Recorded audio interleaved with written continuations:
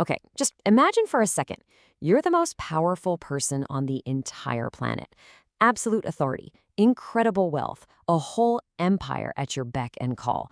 But what if none of that mattered? What if your biggest, toughest battles weren't out there on some frontier, but right inside your own mind?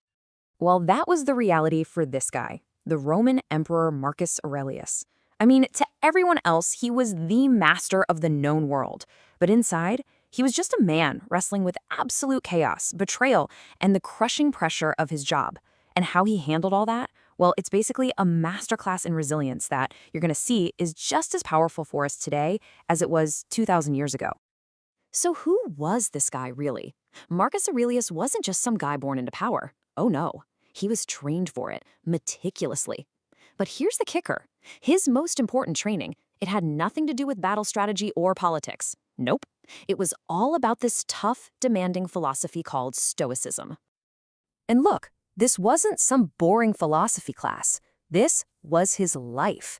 From the time he was a kid, he was drilled on these core Stoic principles.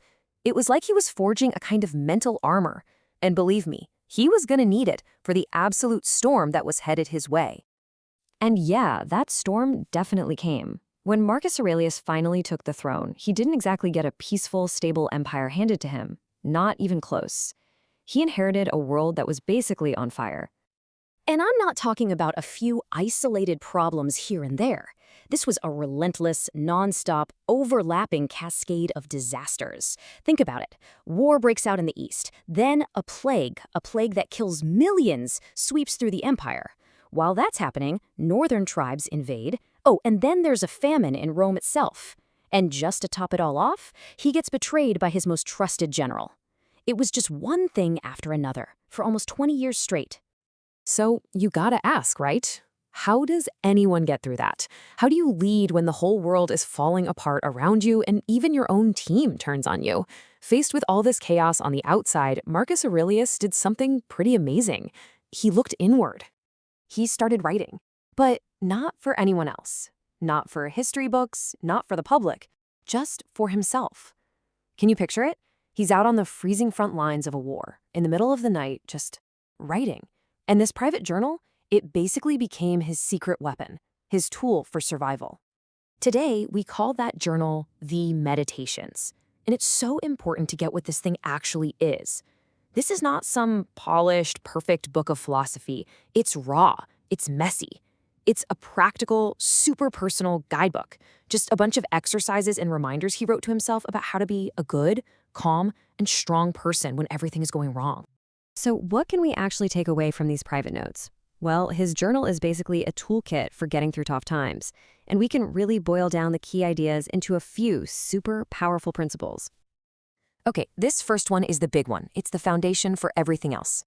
Marcus was constantly reminding himself, it's not the things that happen that upset us. It's what we think about those things.